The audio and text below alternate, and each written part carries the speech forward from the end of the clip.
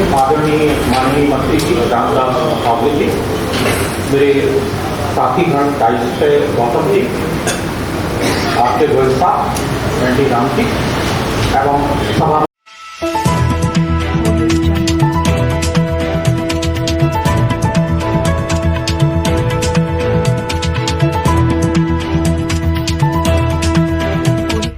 इस news channel पर जो भी वक्ता ने कहा वो उसकी अपनी राय है, जिसकी पुष्टि नेशन न्यूज इंडिया नहीं करता। धन्यवाद।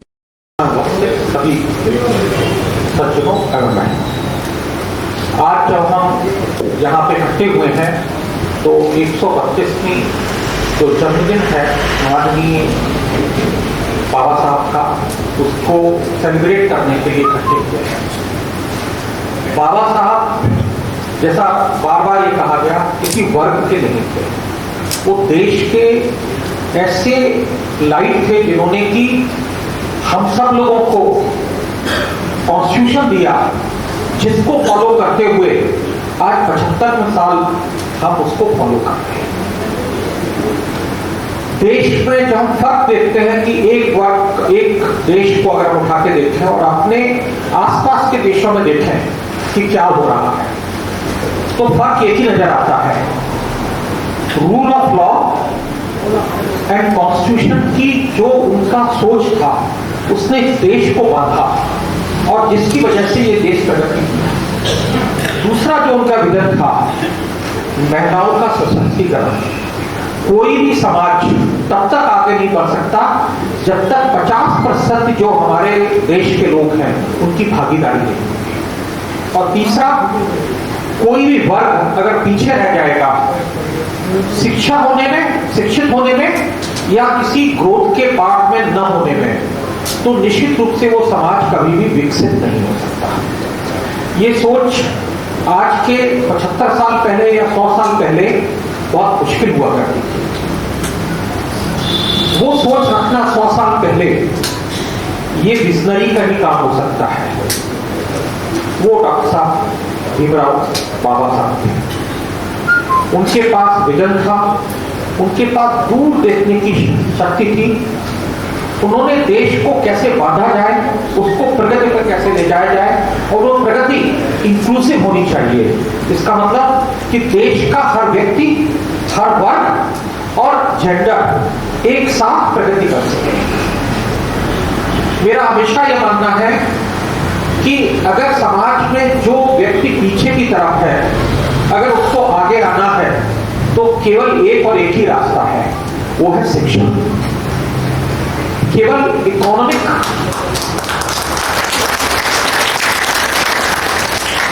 न केवल इकोनॉमिक डिस्प्रपोर्शनैलिटी होती है, न केवल सामाजिक होता है।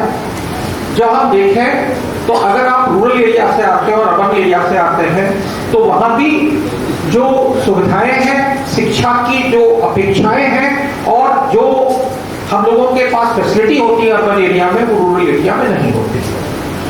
आगे अगर बढ़ना है तो केवल एक ही मैं आप लोगों को अनुरोध करूंगा और कहना चाहूंगा, शिक्षा और शिक्षा केवल एकमात्र तरीका है जिसको हमें देश के हर व्यक्ति तक पहुंचाना चाहिए। और दूसरा, नारी सशक्तिकरण। हम अपने घर में जब कभी बात होती थी, मेरे जो ग्रैंडफादर थे वो कहा करते थे, अगर लड़का पढ़ता है तो एक परिवार पढ़ता है या एक व्यक्ति पढ़ता है, और लड़की पढ़ती है तो कम से कम 2 परिवार पढ़ते हैं। वो एक जिस परिवार में जन्म ली है उस परिवार को आगे बढ़ाने का कार्य करती है, और उससे ज्यादा जिस परिवार में वो जाती है उस परिवार को एडॉप्ट करती है, उस परिवार को आगे बढ़ाने का कार्य करती है। तो बाबा साहब का सोच बहुत बड़ा सोच था कि नारी सशक्तिकरण और शिक्षा अगर हम आगे ले जाएंगे तो उसी से सामाजिक न्याय बनेगा और सामाजिक समानता बनेगी। कोई भी देश तब तक अच्छा नहीं हो सकता या विकसित नहीं हो सकता जब तक समाज के हर व्यक्ति का उसमें योगदान नहीं होता। तो आज जरूरत है कि जो व्यक्ति इस सामाजिक न्याय से या सामाजिक समानता में पीछे रह गए हैं, हम सब लोग सशक्त हैं। हम लोग जो इस कमरे में बैठे हुए हैं वो सभी लोग सशक्त हैं। हर व्यक्ति का दायित्व बन जाता है कम से कम एक हाथ पकड़ के उसको ऊपर लाने का प्रयास करें, उसको शिक्षित करने का प्रयास करें, उसको सामाजिक न्यायता देने का प्रयास करें। और डॉक्टर भीमराव अम्बेडकर जी की, बाबा साहब की जो सच्ची श्रद्धांजलि हमारी होगी वो यही होगी कि हम उनके दिखाए हुए रास्ते पे आगे बढ़ सकें और उनके दिखाए हुए रास्ते पर रखते हुए सामाजिक न्याय को, सामाजिक समानता को हम आगे ले जा सकें। एनटी राम साहब ने बहुत सारे इशू रेज किए हैं जो कि बीएसएनएल से जुड़े हुए हैं। मैं जरूर उन पर कुछ चीजें कहना चाहूंगा। पहली चीज यह कि मैनेजमेंट बिल्कुल क्लियर है कि आज की तारीख में अगर बीएसएनएल का विकास करना है तो मैनेजमेंट खुद सबसे पहले ट्रांसपेरेंट होना चाहिए और अकाउंटेबल होना चाहिए। किसी और व्यक्ति को अकाउंटेबल या ट्रांसपेरेंट करने के पहले जो टॉप पे लोग बैठे हुए हैं वो अकाउंटेबल होने चाहिए और ट्रांसपेरेंट होना चाहिए। इसीलिए अगर आप देखें तो पिछले 3 से 4 साल के अंदर बहुत सारे निर्णय लिए गए हैं जो केवल एक ही दायित्व को ध्यान में रखते हुए लिए गए हैं कि मैनेजमेंट कितना ट्रांसपेरेंट हो सकता है। पहली ट्रांसपेरेंसी, आज की तारीख में ट्रांसफर पोस्टिंग किसी के कहने से या किसी के पहुए से होती थी, या आपकी बात जो है जो करने वाले थे उन तक पहुंच नहीं पाती थी। अब आपका ऑनलाइन ट्रांसफर पोर्टल है, आप ऑनलाइन अप्लाई करते हैं, ऑनलाइन ट्रांसफर होता है, हर व्यक्ति की एप्लीकेशन प्रॉपर तरीके से ट्रांसपेरेंट मैनर में पहुंचती है। इसका मतलब पहले एक आपने एप्लीकेशन दी, जिसकी मर्जी है वो दे, जिसकी मर्जी है वो फाइल में रखे, जिसकी मर्जी है ऊपर जो है उसको फॉरवर्ड करे या ना करे। अब सब चीज ट्रांसपेरेंट है। मैं ये तो नहीं कह सकता हूं कि सारी चीज ठीक है, मैं बड़ी क्लियरली कहूंगा, क्योंकि जब आप ट्रांसपेरेंटली लाने की कोशिश करते हैं तो पहला जो आपका माइलस्टोन होता है कि 90% हम सफलता पाए, फिर 95% लाए, फिर 98% लाए, तो 100% की तरफ बढ़े। अगर आप 100% पहले इंसान में ही अगर लाने की कोशिश करते हैं तो वो सिस्टम कई बार असफल हो जाता है। तो आज की तारीख में बीएसएनएल में ऑनलाइन ट्रांसफर, ओटीपी की सुविधा आने के बाद ट्रांसपेरेंसी बढ़ी है। दूसरी चीज, जैसा कि उन्होंने कहा कि हमें पता होना चाहिए कि कितने रोस्टर पॉइंट हैं, उन रोस्टर पॉइंट का कैसे यूटिलाइजेशन हो रहा है और कौन व्यक्ति है। पहले कागज पे ये चीजें लिखी जाती थी और वो होती थी, आधी होती थी, कई बार वो नहीं होते थे। अब ई रोस्टर, जितने कैडर कॉर्पोरेट ऑफिस से गवर्न होते हैं, आज की तारीख में 100% ई रोस्टर इंप्लीमेंटेड है। आप ट्रांसपेरेंटली देख सकते हैं कि कौन कौन से रोस्टर पॉइंट पे कौन व्यक्ति है, क्या है। तो ई रोस्टर से आने से इसका एक प्रगति हुई है और इसी ई रोस्टर को फील्ड यूनिट को भी डायरेक्शन दिया गया है कि सारे कैडर्स पे आप इसको इंप्लीमेंट करिए, जिससे कि ट्रांसपेरेंसी बढ़े। जहां तक एंगेजमेंट का प्रोसेस है, सारी यूनियन, एसोसिएशन और साथ ही साथ सेवा, हम टाइम टू टाइम सभी के साथ डायलॉग स्थापित करते हैं। कोई भी जो ब्रॉडर पॉलिसी हम स्थापित करते हैं, जनरली हम उसका ड्राफ्ट पब्लिक डोमेन में डालते हैं, यूनियन एसोसिएशन को बुलाते हैं, बातचीत करते हैं, उनके व्यूज देते हैं।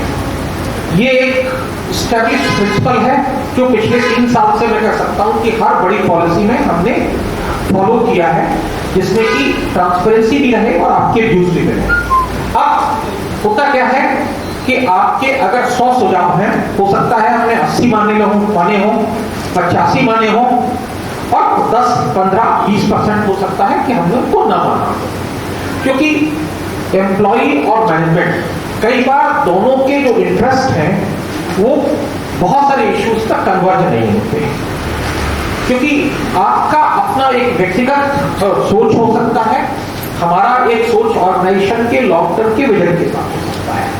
लेकिन ट्रांसपेरेंसी और एंगेजमेंट बीएसएनएल में एक बड़ा कोडिफाइड प्रोसीजर है और मेरे पास मैं ये कह सकता हूं कि आज की तारीख में अगर किसी ने मेरे पास कार्ड भेजा है या अपना एक हाथ से लिख के भेजा है कि मैं मिलना चाहता हूं, मैं चाहे रात को 9 बजे मिलूं, चाहे 8:30 बजे मिलूं, लेकिन मैं मिलता जरूर हूं। कोई व्यक्ति ऐसा नहीं है जिसने मेरे पास स्लिप भेजी हो और मैंने उसको न बुलाया हो। ये हो सकता है कि वो आदमी से मैं रात को 9:30 बजे मिलूं, क्योंकि कई बार मेरा काम का दायरा इतना ज्यादा रह जाता है कि मैं नहीं मिल पाता हूं। लेकिन मेरे कमरे के बाहर अगर कोई व्यक्ति वेट कर रहा है तो मैं तब तक घर के लिए नहीं जाता हूं जब तक उस व्यक्ति से मिल नहीं लेता हूं। ऐसा कोई व्यक्ति नहीं होगा जो ये कह सके। और ये नहीं है कि वो केवल यूनियन का पदाधिकारी हो, एसोसिएशन का पदाधिकारी हो, ये नहीं है। कोई भी बीएसएनएल का एम्प्लॉय अगर अपनी चिट भेजता है तो मैं उससे चाहे कितने बजे मिलूं, मैं घर जाने के पहले उससे जरूर मिलता हूं। खड़े होकर मिलूं, बातचीत करते हुए मिलूं, लिफ्ट में मिलूं, कार में मिलूं, क्योंकि कई बार ऐसा होता है कि मेरे पास अगर कोई नहीं होता तो मैं उसको कार में बिठा देता हूं अपने साथ कि चलो मेरे साथ बात करते हुए चलो, लेकिन मैं मिलता हूं। तो डायलॉग और एंगेजमेंट मेरी तरफ से हमेशा रहेगा और हमेशा रहना चाहिए, क्योंकि जब तक आप दूसरे की बात नहीं सुनेंगे तब तक आपको ये पता नहीं लगेगा कि जो आप निर्णय ले रहे हैं वो सही रास्ते पे है, सही दायरे पे है या नहीं। जहां तक प्रमोशन की बात है, मैं ये कह सकता हूं कि 2023 का वर्ष और 2022 का वर्ष, दोनों ही वर्ष बहुत अच्छे थे प्रमोशन के लिए। 2022 में शायद ही कोई कैडर ऐसा हो जिसमें कोई व्यक्ति एलिजिबल हो जिसके प्रमोशन हमने नहीं किए हो। केवल 2 कैडर बचे हुए हैं, एक एजीएम टू डीजीएम, एक एओ टू सीओ। जो 2022 में एक कैडर और था, SD civil to executive engineer civil. तो 3 ही कैडर बचे थे जिसमें प्रमोशन नहीं हुआ था, और वो तीनों केस ऐसे थे जिनमें की कोर्ट केसेस की वजह से कोर्ट का स्टे था। तो 2022 में बम्पर प्रमोशन हुए। सभी लोगों के जो ड्यूज थे, जो भी चीजें हो सकती थी, वो हमने करने की कोशिश की है। और 2023 में भी हमें आपको एश्योर करना चाहूंगा कि जिसकी कैडर का प्रमोशन वैकेंसी के हिसाब से जो बनता है वो निश्चित रूप से हम करेंगे। आज की तारीख में जो 3 कैडर बचे हुए थे उनमें से एक कैडर का प्रमोशन ऑलरेडी हो गया है, एसडी सिविल टू जो है एक्सचेंज सिविल का। और जैसे मैंने कहा कि एंगेजमेंट, क्योंकि बार बार एक इशू हमारे सामने आ रहा था कि सर एजीएम टू डीजीएम और एओ टू सीओ में जो कोर्ट केस है उसमें बीएसएनएल और जो बीएसएनएल के एम्प्लॉइज का जो सोच है उसके हिसाब से कोर्ट में आर्गुमेंट प्रॉपर नहीं हो रहे हैं। तो मैंने सभी यूनियन एसोसिएशन से बात की, उसमें सेवा शामिल, और सबने ये सजेस्ट किया कि सर सुप्रीम कोर्ट के एक एडवोकेट हैं, उनको आप एंगेज कर लीजिए। And you will not believe it कि मैं 3 लाख रुपए पर हियरिंग उनका पे कर रहा हूं, और अभी तक सबके लगभग हियरिंग हो चुकी है।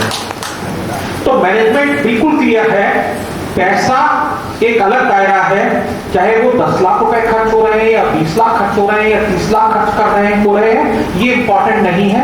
अगर कोई चीज बीएसएनएल एम्प्लॉय के भले के लिए है, उनके प्रमोशन के और उनके कैरियर के प्रोग्रेस के लिए है, तो चाहे वो सुप्रीम कोर्ट के एडवोकेट को ले जाना पड़े या हाई कोर्ट के सीनियर एडवोकेट को एंगेज करना पड़े, बीएसएनएल मैनेजमेंट फुल्ली कमिटेड है कि जो कॉन्स्टिट्यूशनल दायित्व है हमारे रूल्स एंड रेगुलेशन के हिसाब से उसको निभाना और उसको पूरी तरह से पालन करना, ये मैनेजमेंट की जिम्मेदारी है।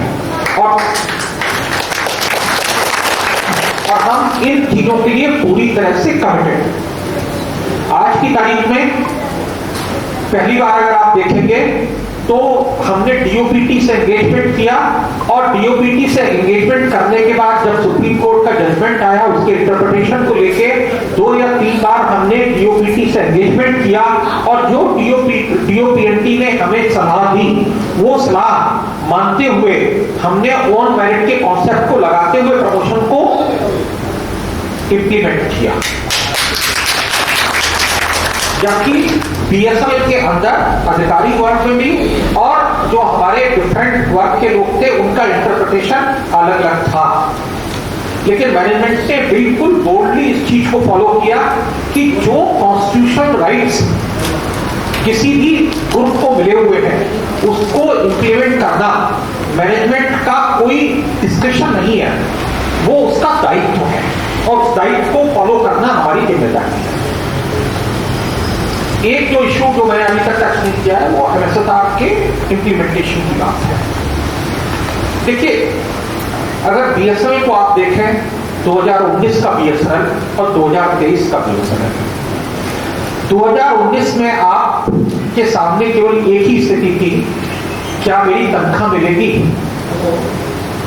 हर व्यक्ति जब मैंने ज्वाइन किया था तो मेरे पास यही आता था कि सर इस बार 20 तारीख को मिलेगी कि 25 को मिलेगी कि 28 को मिलेगी, या मिलेगी भी कि नहीं मिलेगी। दूसरा, ये ऑर्गेनाइजेशन चलेगा कि नहीं चलेगा, मेरी नौकरी पक्की होगी कि नहीं रहेगी, और मेरा भविष्य क्या होगा। तो इस ऑर्गेनाइजेशन को अगर आगे बढ़ाना है तो हम सब लोगों को एक दायित्व अपने ऊपर लेना पड़ेगा कि ऑर्गेनाइजेशन को आगे बढ़ाने की जिम्मेदारी अकेले मैनेजमेंट की नहीं है। मैनेजमेंट आता है और जाता है, CMD और डायरेक्टर आएंगे और जाएंगे, आप परमानेंट हैं। आपका भला और जो चीज आपके लॉन्ग टर्म के इंटरेस्ट में है वो देखना आपकी जिम्मेदारी है, न केवल मैनेजमेंट की अकेली।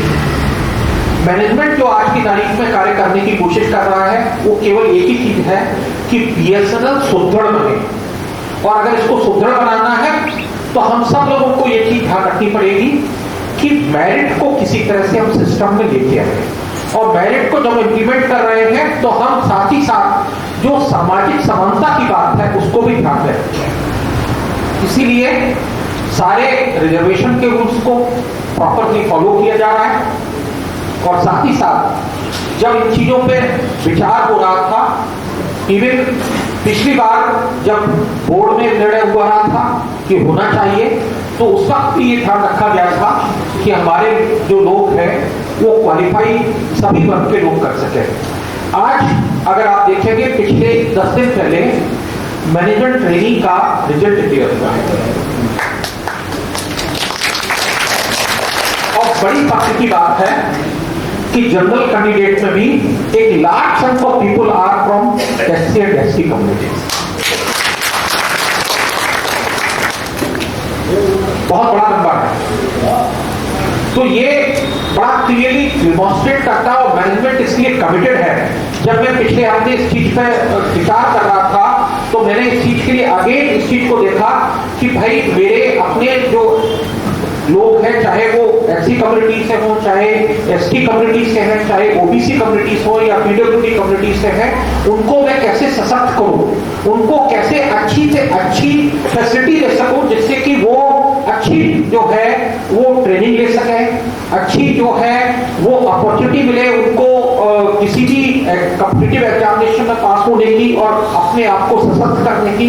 तो मैनेजमेंट फुल्ली कमिटेड है इस चीज पे कि उनको हम आगे बढ़ा सकें। MSR पे जो निर्णय है वो बोर्ड के एक जो है सम्मिलित निर्णय है। हम देखेंगे जो उन्होंने बात रखी है हमारे सामने कि उसको किस तरह से हम आगे बढ़ा सकते हैं, लेकिन निश्चित रूप से बात चलिए अगर BSNL को सशक्त करता है तो मेरिट को बिना लाए हुए हम आगे नहीं बढ़ पाएंगे। देखिए, मेरा रोल मैं बहुत पॉपुलर हो सकता हूं क्योंकि बांटना और नाम अपना उछलवाना ये बहुत इजी काम है टॉप पोस्ट पे बैठ के, लेकिन उसके जो रिपरकशंस होंगे वो आप लोगों पे होंगे, किसी और पे नहीं होंगे। ऐसे CMD में मेरा टेन्योर अगर देखें तो अब 9 साल का है और मेरा रिटायरमेंट 2 साल का है। मैं बहुत पॉपुलर हो सकता हूं कि मैं सारी चीजें बांट के किसका पैसा बांटूंगा, मेरी जेब से तो नहीं आता। मैं अपने लिए अपनी जेब से तो पैसा नहीं बांटूंगा, अपनी तनख्वाह से तो नहीं बांटूंगा, अपने GPF से तो नहीं बांटूंगा। आप ही का पैसा आप ही को देके मैं पॉपुलर हो जाऊंगा, लेकिन उस पॉपुलर की कीमत कौन चुकाएगा? मैं नहीं चुकाऊंगा, आप चुकाएंगे। और 2019 को आप रिकॉल करके देख लीजिए कि जब का दिन था बहुत पॉपुलर बहुत सारे लोग हुए थे, लेकिन पॉपुलैरिटी की कीमत आप ही लोगों के पास है। तो मेरा आप लोगों से यह अनुरोध है, देखिए सामाजिक न्याय, सामाजिक समानता, नारी शक्ति, ये मैनेजमेंट के लिए केवल नारे नहीं है, ये हमारी जिम्मेदारी है। उसके साथ साथ बीएसएनएल को सुदृढ़ करना, मेरिट बेस्ड करना, इसको कंपटीशन के लिए तैयार करना, ये हमारा विजन होना चाहिए। और इसके लिए ऑर्गेनाइजेशन में अगर कुछ कठिन निर्णय भी लेने पड़ेंगे तो हमें लेने में हिचक नहीं करना चाहिए, क्योंकि कारण ये अगर हम आज नहीं लेंगे तो हम कल के आपके भविष्य के साथ जो है कंप्रोमाइज कर रहे हैं। लेकिन मैनेजमेंट फुल्ली कमिटेड है और इसके लिए मैं ये भी कहना चाहूंगा भारत सरकार का बहुत सहयोग है और मैं माननीय मंत्री जी के द्वारा भारत सरकार का धन्यवाद देना चाहूंगा। ऐसा पैकेज किसी सरकार ने किसी पीएसयू को नहीं दिया। 1,60,000 करोड़ का पैकेज भारत सरकार ने दिया है और उसमें माननीय मंत्री जी का बहुत बड़ा योगदान है। और एक पैकेज है, आगे बीएसएनएल कैसे सुदृढ़ होना चाहिए उसके लिए कंप्लीट विजन सरकार ने हमारे सामने रखा है। मैं 2-3 चीजें उसमें कहना चाहूंगा। किसी भी टेलीकॉम कंपनी के लिए सबसे बड़ी जो संपत्ति होती है वो उसका स्पेक्ट्रम होता है। आज की तारीख में हमारे पास केवल एक 2100 मेगाहर्ट्ज का स्पेक्ट्रम, वो भी 5 मेगाहर्ट्ज था, उसके अलावा कोई स्पेक्ट्रम नहीं था। इसका मतलब मेरे पास 100 मेगाहर्ट्ज स्पेक्ट्रम था और अगर हम वोडाफोन, भारती और जियो को देखें तो 1100 से लेकर 1600 मेगाहर्ट्ज स्पेक्ट्रम उनके पास होता था, तो आप कंपीट ही नहीं कर सकते। भारत सरकार ने सहयोग देते हुए 900 मेगाहर्ट्ज, आपके 2100 मेगाहर्ट्ज, 2500 मेगाहर्ट्ज, 2600 मेगाहर्ट्ज में हमें स्पेक्ट्रम अलॉट किया। उसके अलावा 700 मेगाहर्ट्ज, 3600 मेगाहर्ट्ज और आपके 26 गीगाहर्ट्ज में हमारे लिए 5G के लिए स्पेक्ट्रम ऑलरेडी रिजर्व कर दिया है। उसके लिए कैबिनेट नोट जो कि लगभग 80,000 करोड़ का स्पेक्ट्रम, 1,60,000 करोड़ के ऊपर सरकार ने व्यक्तिगत निर्णय लेते हुए वो कैबिनेट नोट तैयार हो गया है, वो कैबिनेट में जाने वाला है। मिनिस्ट्री से इंटर मिनिस्ट्रियल कंसल्टेशन कंप्लीट हो चुकी है। इतना बड़ा सहयोग सरकार ने दे रही है। दूसरी चीज, आज अगर हम देखें तो हमें बहुत प्रोजेक्ट मिल रहे हैं। एक बहुत बड़ा प्रोजेक्ट हमें 4G सैचुरेशन के लिए मिला, 30,000 करोड़ का प्रोजेक्ट, जिसमें कि लगभग 28,000 टावर बीएसएनएल लगाएगा भारत सरकार के ब्याज पे। उसका पूरा कैपिटल एक्सपेंडिचर 5 साल तक उसके चलाने का एक्सपेंडिचर भारत सरकार बियर कर रही है। उसको करने के लिए 10% हमको जो खर्चा हो रहा है उसका में वो मार्जिन दे रही है और रेवेन्यू पूरा का पूरा बीएसएनएल का। इससे अच्छी सुविधा भारत सरकार क्या देगी? तीसरा बड़ा प्रोजेक्ट जो है भारत नेट में आज की तारीख में उसका यूटिलाइजेशन नहीं हो रहा था और इस बात को लेके माननीय प्रधानमंत्री जी और कैबिनेट बार बार इस चीज पे विचार कर रही थी और ये हो रहा था कि ये 20,000 करोड़ का इन्वेस्टमेंट जो है वो अंडर यूटिलाइज या अनयूटिलाइज है। सितंबर के महीने में माननीय प्रधानमंत्री जी ने और केंद्रीय संचार मंत्री जी ने एक निर्णय लिया कि बीएसएनएल को बीबीएनएल का दायित्व सौंप दिया जाए और बीएसएनएल पॉलिसी बनाए जिसमें कि भारत नेट का यूटिलाइजेशन कैसे हो सकता है। हमने सितंबर के महीने में इस पे विचार किया और एक प्रपोजल भारत सरकार के सामने रखा। तो इमीडिएटली 1 लाख नए कनेक्शन लगाने के लिए भारत नेट इंफ्रास्ट्रक्चर को यूज करते हुए 9,000 रुपए पर कनेक्शन के लिए 1 लाख कनेक्शन का 90 करोड़ का प्रपोजल अप्रूव किया। और आज अगर हम देखें वो 1 लाख कनेक्शन आप लोगों ने, मैनेजमेंट ने नहीं, मैनेजमेंट केवल पॉलिसी बनाता है, काम आप लोग करते हैं। आप लोगों की मेहनत की वजह से 1 लाख कनेक्शन 3 महीने में लगे। तो भारत सरकार इतनी खुश हुई कि उसने उस पॉलिसी को 1 लाख से बढ़ा के 5 लाख कर दिया। जब 5 लाख किया तो अभी 3 लाख कनेक्शन हो गए। तो उसकी सफलता को देखने के लिए प्रधानमंत्री कार्यालय से, पंचायती राज विभाग से और फाइनेंशियल मिनिस्ट्री से बहुत सारे ऑफिशियल्स अक्रॉस द कंट्री गए, इंक्लूडिंग डिपार्टमेंट टेलीकॉम के, और उन्होंने उसको गांव-गांव में जाके देखा। और उन्होंने केवल एक दिल्ली के पास नहीं, कोई कर्नाटक गया, कोई महाराष्ट्र गया, कोई हरियाणा गया, कोई नॉर्थ ईस्ट में गया। और आप लोगों ने इतना अच्छा काम किया था कि प्रधानमंत्री कार्यालय इतना खुश हुआ उस काम को देख के कि आप 1-2 करोड़ नए कनेक्शन लगाने के लिए 15,000 करोड़ का प्रोजेक्ट भारत सरकार ने कंसीव किया है। और मुझे जो जानकारी है इसी महीने उसका कैबिनेट नोट भारत सरकार कंसीडर करेगी और माननीय प्रधानमंत्री जी इसी अगले महीने के अंदर इस पर रिव्यू लेने वाले हैं टू सी टू इट कि ये प्रोजेक्ट और कैसे सुदृढ़ किया जा सकता है। तो बीएसएनएल के लिए 30,000 करोड़ का एक प्रोजेक्ट, 15,000 करोड़ का दूसरा प्रोजेक्ट आपको भारत सरकार ने इसलिए दिया है क्योंकि आप सशक्त हो रहे हैं, आप कार्य कर सकते हैं। तो मेरा केवल एक आप लोगों से अनुरोध है, भारत सरकार आज की तारीख में बीएसएनएल को सशक्त देखना चाहती है। क्या हम देखना चाहते हैं? ये एक सवाल है। अगर हम मेहनत करेंगे और उसको सशक्त करेंगे तो पैसे की कोई कमी बीएसएनएल को नहीं होने वाली है। अगले 5 साल में बीएसएनएल लगभग अपने सहयोग से और उससे 30,000 करोड़ का इक्विपमेंट ऑर्डर कर रहा है। 4G में 15,000 करोड़ का, सारे आज की तारीख में ट्रांसमिशन नेटवर्क में अगर आप देखें BLE आनी शुरू हो गई, MPLS IP राउटर्स आने शुरू हो गए, आपकी OTN फाइनलाइज हो गया, फील्ड में बैटरी और पावर प्लांट के इशू थे, बहुत बड़ी संख्या में 18,000 बैटरियां ऑलरेडी ऑर्डर की जा चुकी है और 11,000 का ऑर्डर प्रोसेस हो रहा है। इसका मतलब है कि फील्ड की जो रिक्वायरमेंट है वो पूरी हो सके।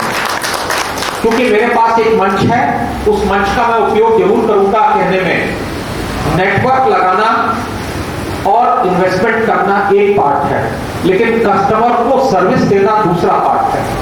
तो अगर हम मुस्कुराहट के साथ अपने कस्टमर को अच्छी सर्विस देंगे तो इससे सुदृढ़ ऑर्गेनाइजेशन अगले 5 साल बाद कोई नहीं होगा। तो मेरा आप लोगों से अनुरोध है कि भारत सरकार का सहयोग के साथ अगर हम मेहनत करके अगर ले जाएंगे तो बीएसएनएल में 2019 कभी दोबारा देखने को नहीं मिलेगा। और मैनेजमेंट हमेशा कमिटेड रहा है अपने हर वर्ग के लिए। मैंने जैसा कहा 2022 में हर वर्ग में जो पोस्टें थी हमने हर वर्ग के प्रमोशन किए। 2023 में हमने कैलेंडर और प्रमोशन की इवेंट ऑलरेडी नोटिफाई कर दी है। इसलिए नहीं, जैसे मैंने कहा मैनेजमेंट अकाउंटेबल होना चाहिए और ट्रांसपेरेंट होना चाहिए। मेरे पास क्या होता था कि जिस वर्ग के लोग ज्यादा आवाज उठा लेते थे या जिसका पौवा ज्यादा होता था या किसी यूनियन का जो पदाधिकारी गण था उसका प्रमोशन उसमें हो सकता था, तो उनके लोग आके अपना प्रमोशन की फाइल आगे बढ़ाते थे। आज की तारीख में हमने हर कैडर की हर उसकी मंथ वाइज टीपीसी का कैलेंडर फिक्स कर दिया है। तो ना किसी के कहने की जरूरत है, ना किसी के आने की जरूरत है, ना किसी को नमस्ते करने की जरूरत है, ना किसी का पौवा लगवाने की जरूरत है। तो टीपीसी का कैलेंडर ऑलरेडी नोटिफाइड हो गया। अब आइए कॉम्पिटिटिव एग्जामिनेशन लाइस 100% में 2023 में रेगुलराइज कर दूंगा। 10 साल से लिमिटेड कॉम्पिटिटिव एग्जामिनेशन नहीं हुए थे। आज की तारीख में आपका जेडीओ का एग्जामिनेशन 1 हो गया, उसके बाद स्पेशल लाइस हमने जेडीओ का कर दिया, नोटिफाई कर दिया। एमटी का फाइनलाइजेशन पिछले 4 साल से नहीं हुआ था, रिजल्ट डिक्लेयर करके उसको फाइनलाइज कर दिया। थर्ड, जेडीओ टू एसडी जो लाइस होना है वो मई के महीने में नोटिफाई हो जाएगा। उसी तरह से एसडी टू एजीएफ भी इस साल होगा। तो मैं सभी लोगों से कहना चाहूंगा कि मेरिट को अगर प्रमोट करना है तो हमको transparent methodology of merit promotion लानी चाहिए और मैनेजमेंट इसके लिए फुल्ली कमिटेड है और इंश्योर करेगा कि हर कॉम्पिटिटिव एग्जामिनेशन हो और उस सब में आप लोगों का सहयोग हो। और क्यों? सुदृढ़ बीएसएनएल सबके हित के बात है, किसी एक व्यक्ति की बात नहीं है। तो मैं आप सब लोगों से अनुरोध करूंगा सहयोग दीजिए जिससे कि हम इसमें आगे बढ़ जाएं। आज मौका है कि हम जहां पे डॉक्टर साहब भीमराव अम्बेडकर जी बाबा साहब की जन्मतिथि को मनाने के लिए इकट्ठे हुए हैं, मेरी उनके प्रति सच्ची श्रद्धांजलि तभी होगी जब मैं सारे जो प्रमोशन है और सामाजिक समानता के सामाजिक न्याय को रखते हुए कॉन्स्टिट्यूशन के प्रोविजन को देखते हुए 2023 में अगर कंप्लीट करूं तो ये मेरे लिए सही में गौरव की बात है। मेरा कमिटेड विजन है कि सारे प्रमोशन टाइमली हो और अच्छे से हो, और आप सब लोगों से अनुरोध है कि कस्टमर को अच्छे से सर्विस दें जिससे बीएसएनएल सुधरा हो। धन्यवाद। Press the bell icon on the YouTube app and never miss another update.